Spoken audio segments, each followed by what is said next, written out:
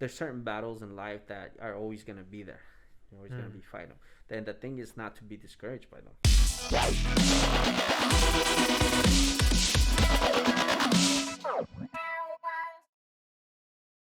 So, welcome everyone back to the podcast. We have a great guest, which is Erny, and he's gonna talk about kind of a lot of topics. I feel like Erny has a lot of wisdom to share with us. Oh boy. Even his background is photography, and he does a great job of that as well on his Instagram and other social medias. If you want to check it out.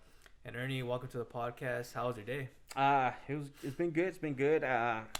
Just doing my usual therapy. I've been doing physical therapy because of an accident I had in December. So doing that and just took advantage. I was near Ascot Hills and did a quick hike, did a little shots of downtown, and but no, it's a good day. Got some lunch, enjoyed a walk, and we're here. You were mentioning the physical therapy. Like, I don't know if you can share like kind of what happened or how did you get to that point. So let me see. Around December. So for the past, actually, I gotta take it back to April. So I was hospitalized back in April 2020. Crazy. I had a partial blockage in the colon, so I went in for an emergency surgery, which Crazy. it was so severe that my colon had merged with my bladder and another organ, so they had to go in, separate that, take out that non-functioning part of the colon, reattach, and so I was in recovery for about I had completed 8 months of like literally recovery where I couldn't really do a lot of extensive physical activity, although at the minimum, because everything, my organs were still sensitive, so I could feel it. If I did 10 crutches, I would be sore for like 2 weeks. Dang. So at my 8th month, I was like, okay, I'm gonna go and visit, some friends because they run a coffee shop in downtown LA. If you guys are around that area, you guys could go visit Tilt Coffee. Pretty good coffee. So I went to go visit, and I was actually waiting for a parking spot on a corner. And so I was gonna do a right turn, and there was a delivery truck who, apparently he didn't see me that I was next to him, and so I was just stationary. And that delivery truck did the right turn, but did it too close that he actually hit me on the driver's side of the door. Dang. And still managed to hop on top of the car and keep going. So Grand Theft Auto. Yeah, pretty much. And he kept going. But luckily there were some officers behind who saw the whole thing, so they had to literally go light him up and pull him over because So that's how I ended up going into therapy again. But besides that, on my trip to the hospital, I contracted COVID. So I had barely started going out again, and then just back into isolation for a month. With me, I actually had it for about 28 days, surprisingly. Wow. And then that's serious. In January 8th, I was finally cleared, and then I started my physical therapy once I was able to actually go to on site. And so that's how I ended up. Were you in the hospital when you had contracted COVID for 28 days, or were you at home? No. I was at home at that time. The hospitals were already getting packed, and as far as we knew, the only thing you could do is just let your body handle that thing. So all I could do is just drink a lot of ginger tea with honey, lemon, and just some multivitamins that I had from the post surgery. And so and then the rest is just let my body do what it can do. Needs to do a fight off. And I was curious too, for those 28 days, did you every week or 2 weeks did you get a test to make sure that it was gone, or did you just feel it for 28 days? No, you feel it for 28 days. I felt it for 28 days because it's different with different people. Yeah. The first week of coming out positive, I didn't feel it. It wasn't until the second week where I was like, okay, out of the blue, my voice just changed. My throat was just groggy, like never before. And I was like, man, my eyes they feel sore. Like my eyes just felt sore. I was like, what? It's like I haven't been oversleep or I haven't staying up late. None of that. So mine just felt sore. and I just had no energy at all as Mm-hmm. well. I was like, okay, all I want to do is like sleep, and so Mm. and I was like, okay, so now I'm feeling the Dang. effects of it. Um, During the second week as well, that's where I started also, having experienced the fevers Yeah. and the body aches, Mm. which like I think there were. I didn't even feel the body aches from the accident because I was feeling more of the body aches of the COVID. Oh wow. Like every little cough, it would just start from your shoulder down to my legs. I was like, and all you know, That's insane. And I remember too, bro. Like this is going before when you had COVID. This is when you had your surgery. I remember you were there for a while, and you had a lot of like moments of you to have like deep thought. Tell me how difficult that was for you too, because I know you had challenges of just like man, like, and this is when the pandemic officially hit, and you were at the yeah, I was in the hospital, hospital. and mhm. That was actually quite. It was quite stressful at first. Mhm. Before the surgery, because I was in pre-surgery. I was in there for about, let me see, when was it? Thursday, Friday, Saturday, 3 days. The first night it was just detrimental because you know what to prep me for that surgery, and knowing that I have no other option but to do the surgery. Um, because literally my life was at risk at that moment. Mm. You know, it was kind of scary, Mhm. and knowing that you're there, nobody could go there and go like, "Hey, you're gonna be okay." So you kind of gotta tell yourself, it's like it's gonna be okay, and it's hard when you gotta tell yourself. It's harder than when somebody tells you, Yeah, because you actually gotta believe it. that's crazy. You know, you actually gotta believe it, um, Mm. and because that's gonna kind of put you in a state of mind whether you're gonna be strong enough to deal with what's after. Mm. Even for me, when I was Yeah. there, I was like, man, it's like it was so hard for me to actually believe that at times. Mm. Um, and of course, I would try to. Remember, I posted a video after they put a tube down my nose that went That's down to my crazy. stomach. Ugh. Yeah. That made me cry. That in itself made me cry. And then just having to do all these tests before the surgery, it was just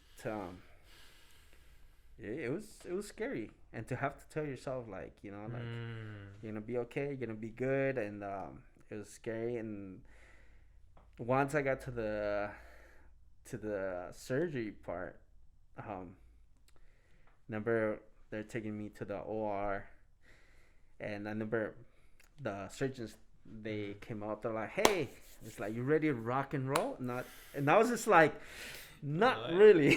I was like, "No, not really. I'm not ready I to know rock you're and roll." excited, but I'm not excited to get cut And open. but surprisingly enough, he actually gave me some. He tried to encourage me. He's Mm. like, "Look, it's like I've done this before. This is my specialty, and this is exactly is like your case is exactly why I doing this, so I could Mm. help people like you, so they don't have to have these issues." Mm. And so for some reason that actually kind of comforted me a little once I got down to the OR, because it felt like a morgue. If anything, it was so Oh cold. shit! Yeah.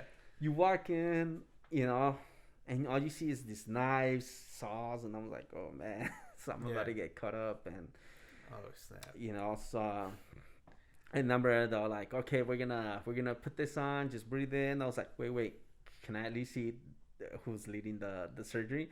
They're like, okay. So they bring his name was Dr. Wu. Let's go. um and so he's like, hey, it's like, I'll be the leading surgeon, so we're gonna make you feel better. All right, cool. I was like, all right. And I just remember, and for some reason, like, as they were prepping things before they even sedated me, Yeah. um, like, I was just thinking of, I believe it's Second Corinthians, Mm. as the scriptures talks about, that's when we're weak, that we're able to show God's Mm. his Strength. power, Yeah. through our weakness. And so I was repeating that, I was just like repeating that, and one of the assistant Mm. surgeons is like, "What are you reciting? Is that a poem?" I was like, "Nah, it's in Second Corinthians." He's like, "Oh, okay." Yeah. And so That's cool. I actually literally had to like pray that, literally God was like using their hands, cause Mm. that's the only thing. And so it's just I just remember like a mask going in my like right in front of me, and after that, just I don't remember. The rest is just history. Up Yeah. to a point where like all I hear is my voice, somebody calling my name, and barely opening my Yeah. eyes. I just see like a bunch of lights just passing by, and I'm just like, and I just close my eyes again. It's like I had no Crazy. energy at all. And Yeah. then the Uh, other glimpse of mhm. memory is them putting me back on the bed and how much that hurt. Ooh. Um, so I wanted to ask you too, man, because people that are probably waiting to get surgery or have done it, because I went through it before too. You're talking about the mask and then it's mhm, over.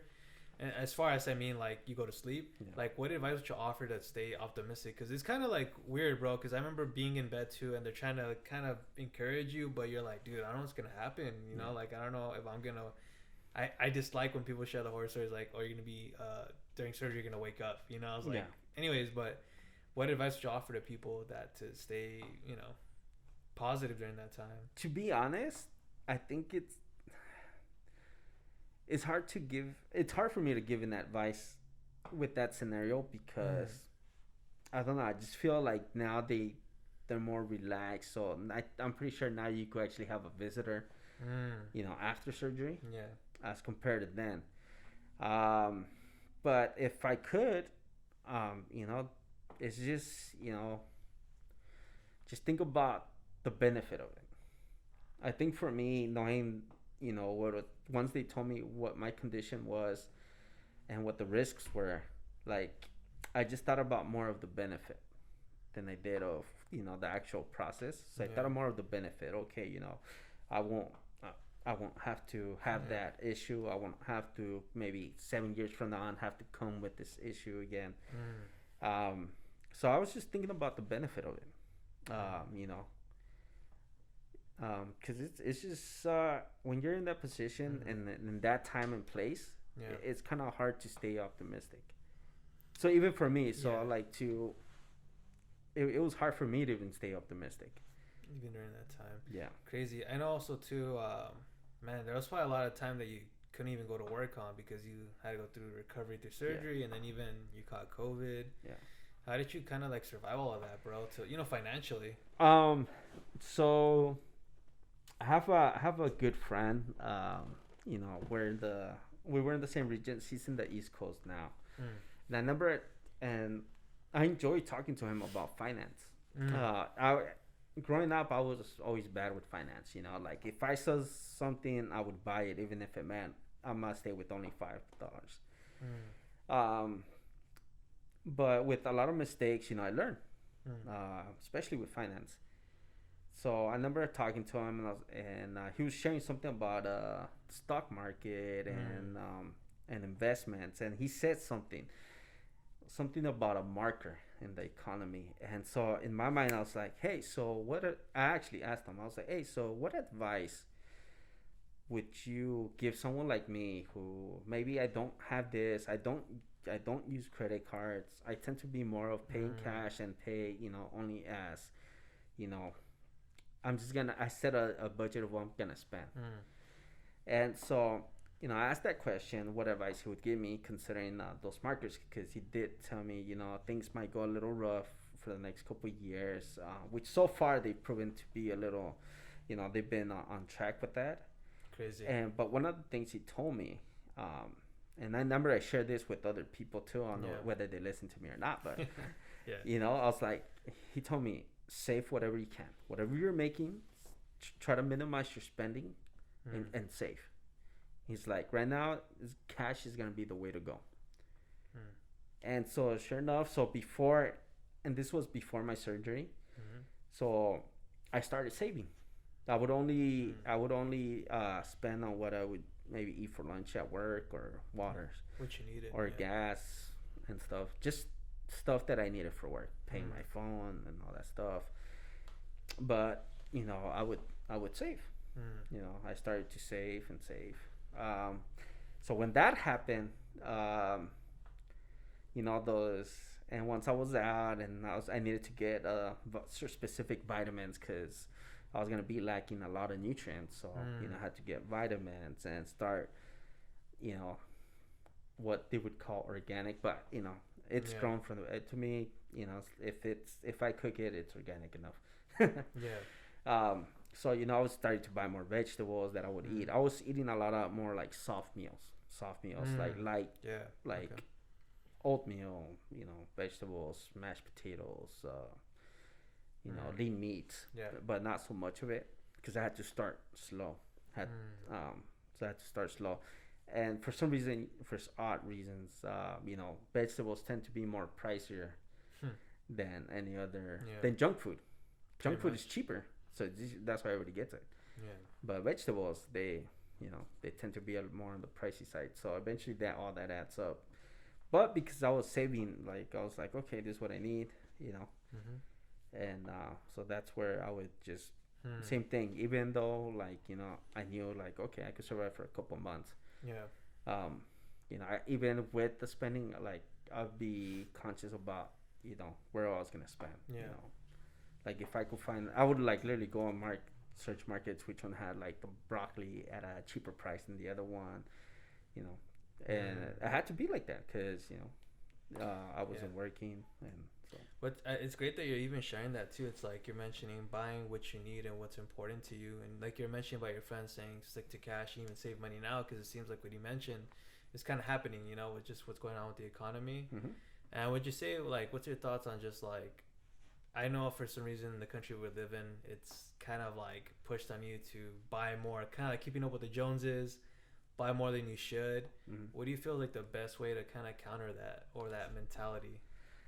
Counter that, to be honest, I think because we're in a time where like if you tell somebody as an advice about the way they spend their money, they take it more as in like you're telling me what to do, you're telling me how to spend my own money. So it's one of those things where you just gotta let people kind of ruin themselves for a moment. No, because that's how I learned. That's how I learned. I had to misspend my money, to learn that. I remember one time like only one person saw me at that moment where I was down to my last $300. But I was going through some family stuff at that moment. So I was also like spending on like whatever we needed for that family member. Like number we had to buy it's a PIC line protector. So when they shower, because they had a PIC line. Yeah. And so that had to stay protected. So it's crazy when it comes to medical stuff. Like just that little protector was like $40. That's crazy. And it's just plastic with a rubber on it. That's it. But it did the job. So that's what I was. I remember a lot of my money went actually into parking as well at that time. That's crazy. So you'd be surprised. It's like 6 days a week. That's $20. $20 times 6. That's about crazy. So that adds up for a whole year. That's true. And and that's not including other stuff that needs to get. It's funny because mentioning that stuff is like you're right. Early when I laughed is because like you're right, because you do need to like let them screw themselves up, because even I had to learn that too. Okay. I remember spoiling my money because I was being very immature with it, or not seeing like futuristic, and like you're mentioning right now is like it all adds up after a year, and it's like nobody really sits down to talk to you about that because you want to enjoy your money now. But it's also a little bit, how I always say is like everyone has an ego, and sometimes when you tell someone like how to spend their money or give them advice, the ego's like, your advice must be better than what I'm trying to do, or you feel like inferior because you're not doing well, or you take it as a wrong thing instead of a good thing. That perspective. So it's true, like you're right about that. Like sometimes you just gotta see like, hey, they're offering advice, don't take it personal. Just and I've been that person. Like, well, it's my money, I'm gonna spend it how I want. But another thing is, even at that time, I was already financially smart about how I spend money. So that's why I was able to at least, go through that whole year and with, with what I had, even though I reached my last 300. Fortunately for me, opportunity came, and, I started to also work. food part time, but it's still, it helped me keep continuing going, dealing with the whole parking, the meals, and because when it comes to like healthy eating, like yeah, it racks up as compared to when you eat junk food. Mm. You could go and get, was it corn dogs for what, like $5, and you get a whole box. Crazy. But when you go get fish, like, what is it, like salmon? What is it, like 5 pieces? What is it, like almost $25? It's ridiculous, bro. It's ridiculous. Right? Yeah. Like even now, like I buy my salmon at I don't want to give out my secret, but I know a few people don't. Don't do it. But I go to the least, I go to the place most people wouldn't even want to go, because they're like, no, I go to Whole Foods. But I get, and what I love about this is that the salmon's already portioned. It's portioned to 4 ounces, so I don't have to worry about, is it the right amount that I need or not. I just grab, unseal, and it's double sealed. It's sealed, and then it's like flash freezed and sealed. Wow. Yeah. And so, but I'm not paying like $8 for one piece. It's ridiculous. I'm getting each piece for $1. Wow. Yeah. You got to give out the location after the podcast. After the podcast. But but it's because I had to kind of ruin myself. I remember going to some financial classes, because they're like, hey, come, we're gonna do some financial class, and they're talking about certain things, and I was just kind of bored out of my mind, because I'm like, yeah, I already do that, and I don't use cards. So because at a young age, I learned through multiple people, because they were the type of people like, oh, I'm gonna pay in cash, I'm not gonna use a card. Like everything they bought, it's in cash. Shoot, so if they didn't have enough, okay, I'm gonna put this back, I don't need that, and just spend what. Yeah. What's your thoughts, Ernie? Like, I mean, this is even a moment just to just thoughts, random thoughts or theories too. Is like, why do you think that public schools don't teach about financial literacy to people? I feel like it's key. They probably assume it's probably better. It's in the hands of the parents, but we. You know what? I don't know if it counts, but I remember, like, for me in high school, we had a course, and it was called economics. I know we had a course, economics. That's where I learned somewhat of finance. We learned about investments, liabilities, assets, and we actually had a competition in the school where we actually had to call companies and get fake stocks from them. And we had to create a portfolio. 5 companies. I know one of the ones I got was Sony. Was Sony? Was the another one? I know the other one was like a pharmaceutical. Crazy. I think it was, at the time, like Savon. I don't know if what's known as Walgreens now. Yeah. As Walgreens now. And so, but I don't know if those courses are still exist in public schools now, or if they do. I know, and if they do, I know some schools have them, but not all. Yeah, and it's interesting because I feel it's true, but a lot of them were they're optional. They're on the optional side. I felt like they were never mandatory, so you never really got a chance to it's like maths, science and those things. That should have been the case, and like continue to add on classes. So it's like an elective. But yeah, there you go. Okay. Yeah, it's an elective, and so and when you make it an elective, that just the thought and the word of elective is like, oh, it's optional. So because it's optional, you don't see it as important. But when they make math, English, and science mandatory, then it's like, oh, this is a priority. Like, I must learn this. But if you made financial literacy not an elective with that word, like very loose, but make it a priority, then people would be more interested in being like, I got to learn this because it's important, and this is like the top of the chain for the schools for me to learn and be educated. It was not pushed that way. Yeah, even though we deal with it every single day. Yeah, because most people, well, at least at a young age, you don't want to talk about money, And if you do nowadays, or at least from my observation, the way things are, the way the youth is, and if they do, they want to talk about how much money they're gonna make, prospectively, based on what you call it, desires they're chasing. But at the end of the day, they're not making that money. They're not.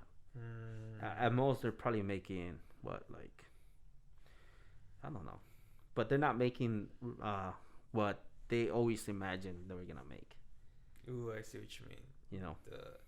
The payment output, and I was just thinking too, like, imagine if there was a way to maybe teach the meaning of hard work too, in high school or middle school, and have them maybe work some things around the school, you know, and then pay them out and say like, hey, how do you manage this, you know, make it part of the class. That would have been great.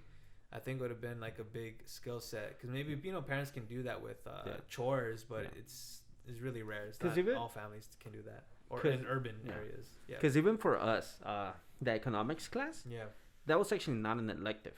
It was actually we had to take a course of economics. Interesting. In high school. Wow. Most of us, we didn't like it, but we learned, and once we learned, we're like, all right, that's actually how. That's crazy. I remember having that conversation. I believe it was with you, where I was like, dude, you know, like, I want to figure out a way to invest, and it's because I took that course of economics that I learned about investments, assets, and liability. Because of that. That's crazy, bro. Yeah, you did bring that up, and it. Oh, and I was gonna say, that's what I say. It's like nobody wants to talk about, you know, like nobody.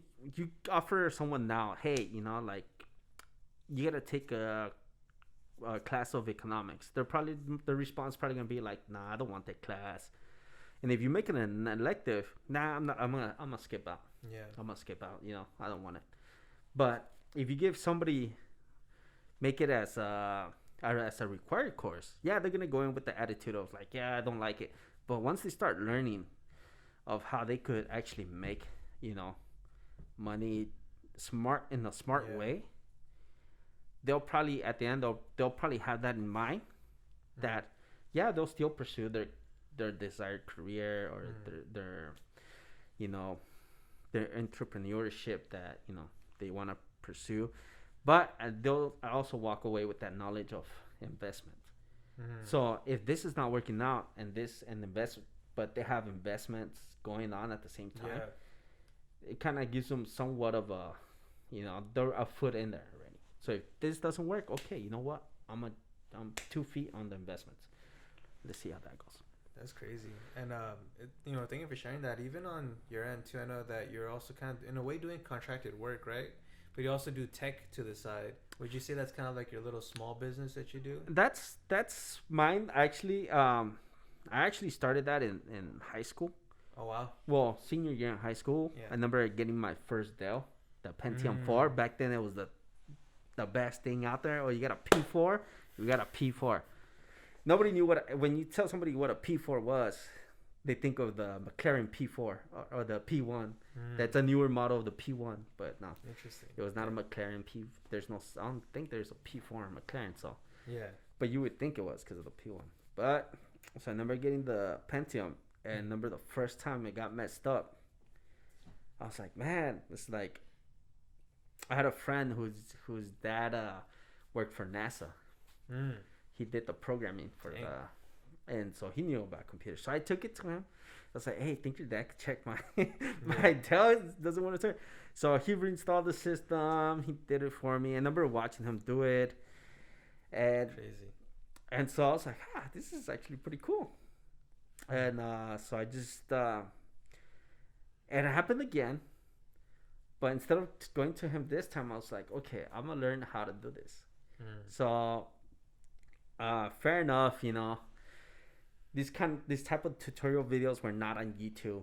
YouTube was not even, dude, back at that time we had AIM, Instant Messenger. That's crazy. Yes, we had all that stuff with we had that, and the Yahoo, which there were good moments there.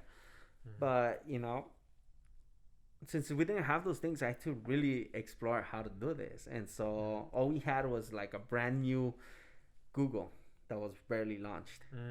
So it's not what you see now. You know, you have all these. It was really small. And so it was hard to find any information. So, you know, I was like, okay. So eventually I had to ask somebody, hey, how do you install the system for, you know, the Dell Pentium? It's like, oh, you got to get the disk from Dell and do that. I was like, oh, how am I going to do that? So they're like, actually have an extra one. So they gave it to me. And so I just popped it in, and I just I messed up a couple times to eventually I got it. Wow. You know, I finally got it. I That's where I learned to format, partition. Um, those were the two basic things for installing the system: Dang. format and partition. And then even on that side, just you kind of like coming into the tech side. I mean, as far as you kind of going out getting clients, what would you advise people? How did that happen? Word of mouth kind of thing? Word of mouth. Word of mouth. Mm. Even if it's your friends, and even if maybe they're on the budget, and because it's happened to me where they're on a budget and they can only pay so much, just do the best job for them. That's it. Do the best job for them, and believe me, your friends will appreciate it. They'll pay you back in different ways. That's cool, man. Might not be with the amount you probably charging other people, but they'll get you back in other ways a lot better. That's crazy, man. And even now, is there anything new that you're trying to learn on the tech side? I'm definitely trying to jump into the coding and programming. Yes. Why so? Like I like photography. It's cool. It's a good hobby. I do certain jobs. You know, I do take certain jobs. You know, for photography. For photography. You know, because it's like a side income. So okay, you know, income. You always want to welcome income. It becomes an asset. But when it comes to tech and programming, there's a lot of work with that, especially as we go into the artificial intelligence things, which it's gonna happen. You know, it is gonna happen. It's you know, eventually you're gonna need people to do maintenance on those things, to do the coding for those things, change certain codes. Yeah. You know, crazy, bro. And I was just hearing too about the AI. You know, I mean, if you decide to adapt, and you'll make it out. You know. And I was just thinking too, like, just thinking of AI. I was having a conversation with somebody about it, and they're, you know, for a job opportunity for myself, it was like sales will always be there. There's always that need for that human interaction. But even us trying to find ways to be above the machine before it comes out, like you yourself, you're like, well, let me make sure I can take care of the AI if it were to break down or something like that. And this is all about that, just adapting. Like even you mentioned, like even your tech is like, or photography, it's side income. It's kind of crazy. Why do you think like a lot of people don't want to like they just want to stick to one job and not branch out and make extra side incomes? Is it laziness? They don't value hard work? No, it's not that. I think there is people who are. I think that need to branch out to do other stuff is not there. It's not. They have like the hard work, the work ethic, everything. Yeah. I think it's just, you know, at that moment there's not that well, I really need to do this. Like for me, like I did it as a hobby. You know, it just kept me sane. You know, so I just, you know, like that's how I saw it as a social type of thing, because I made a lot of friends who are in the photography who, you know, some are actually actors in and they're in the was that AFTRA SAG, was it the Actors Union? Oh yeah. I want to say Actors Guild for some reason. Actors Guild. Screen Actors Guild. Screen Actors Guild. Yeah. So I know a few that are part of that. Some are stunt doubles. Some are actual, like, you know, published photographers. Crazy. So it was more like a social thing for me, the photography. But I've learned from them. You know, I learned a lot of, you know, things of how to do things, how to get certain effects without doing post. Yeah. But then, you know, like, you know, from time to time, hey, you know, I got this coming up. Think you could do some photos? Sure. Oh, how much would you charge me? I'll do it for this much. And they're like, oh, okay, cool. And the only reason why I do it for a certain price is just one, because, you know, like, I think one of my hardest things for me is that I try to be perfect at the things that I do. That like even when I edit photos, I was like, yeah, that's not good enough. Reset, do it again. And so I take so long to edit one photo just because I'm like, I'm never happy. Yeah. But I'm actually now teaching myself to actually be happy with the first. If I'm enjoying it, the way it's coming out, then, you know, just kind of, hey, you know, that's actually accept that's actually, you know, a good edit.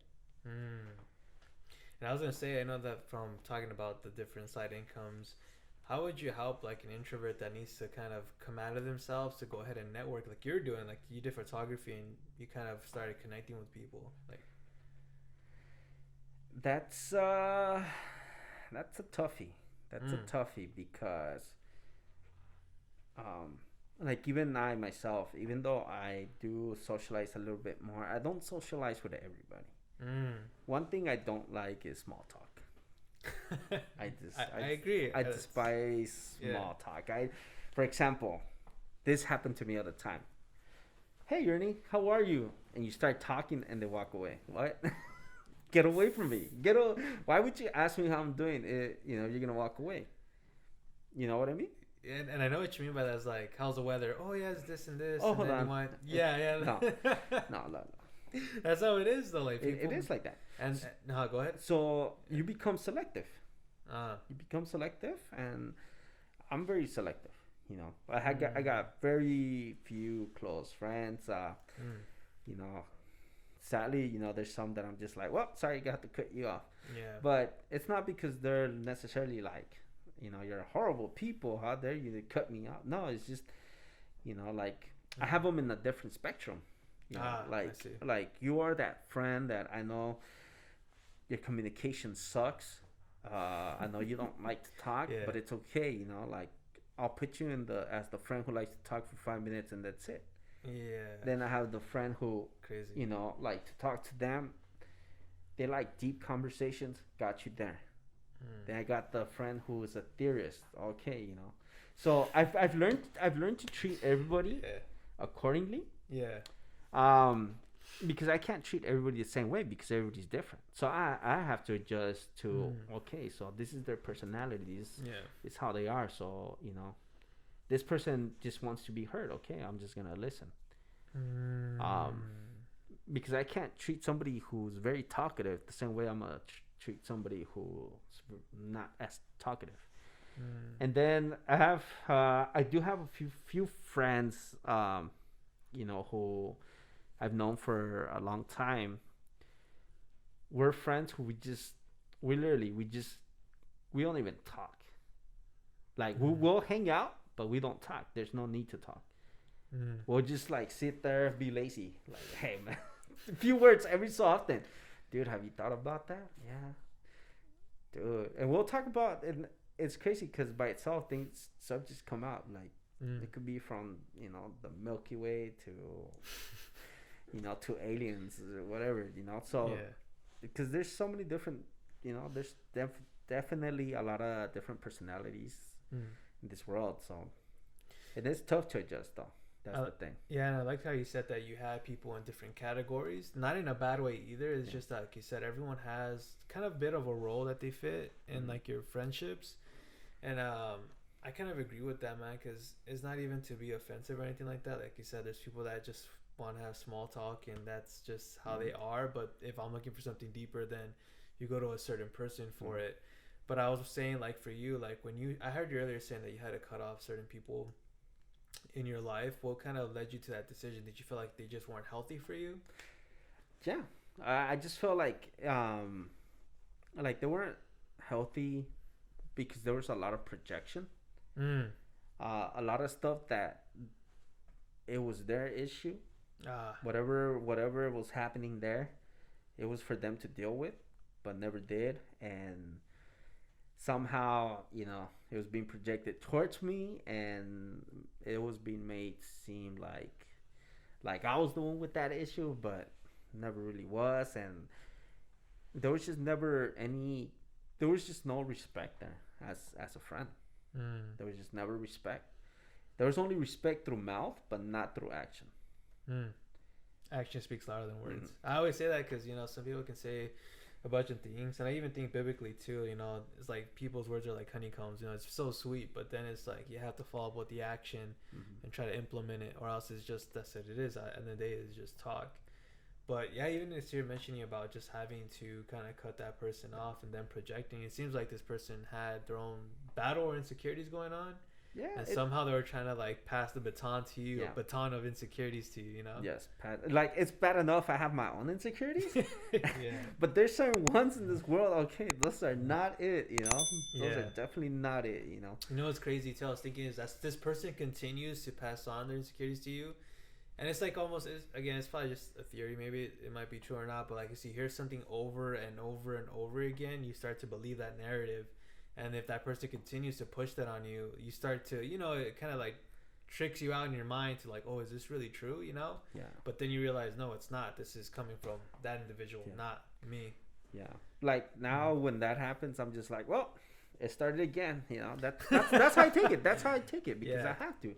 I can no longer go like, okay, what am I going to do today? How am I going to fix? You know, there's certain things, you know, we can't fix everything. We can't fix everybody, you know. We're human. We carry scars that are just not repairable. Where we could learn to express, you know, hurts, issues, but there's certain things that are so engraved, that we need to learn how to acknowledge that, and learn how to, you know, accept those wounds. Yeah. But at the same time, also, you know, be able to walk and go like, you know, I have these wounds, but they're not, you know, I'm not gonna let them, or you know, for me to treat people in a certain way. I've been guilty of that, where I have let certain wounds kind of, you know, where I'm just like, if I see it in somebody, I was like, oh, I've been through that. No, you're staying away from me. Yeah. And it could be real flawed. That could be a real flawed thing, and I tell you because, you know, I've done it. But there is, you know, I think we're in a time where like we're treating each other where like we're mechanics. Like, oh, you know, this person, they went through this, they went through that, you know, we gotta fix them. Interesting. Just giving solutions but not giving the human side of it with empathy and listening, hearing them out type of thing. Or you're trying to, no, we're like, because empathy is required. You gotta be able to put yourself in the person's shoe. But I think it happens with well, at least, you know, for me, I'm glad they haven't tried it on me, because then I'd be like, get away from me, I could see through. Yeah. But I had friends who, you know, they had that happen too, where like they treat them like they're in a constant need of repair, where like their wounds are being are more seen like, oh, you know, like, I think we could fix that. All you have to do is follow these steps and you should be okay. That's interesting. And I could tell you, because some of those wounds you could learn to cope with them, but there's wounds that they will creep up. They will creep up because we're human, you know, and, you know, we carry those. And it's crazy that you mentioned that. Maybe you could correct me on it too. I'm just thinking like, as we have our own insecurities, like you said, like the wounds, it's open. You know, wounds already open. The scar's still there, but can always reopen. And that's the thing about what you're sharing is like it's gonna come up again. You can't fix it. It's not a one-time solution. If you do that, then that's false, because then you're gonna deceive yourself and you're not gonna learn how to cope with it, which is a real thing you need to do. Which that's your sharing. And that's crazy. I'm grateful that you brought that up. It's something I was learning at I went to I attended our meet week this past Tuesday. Yeah.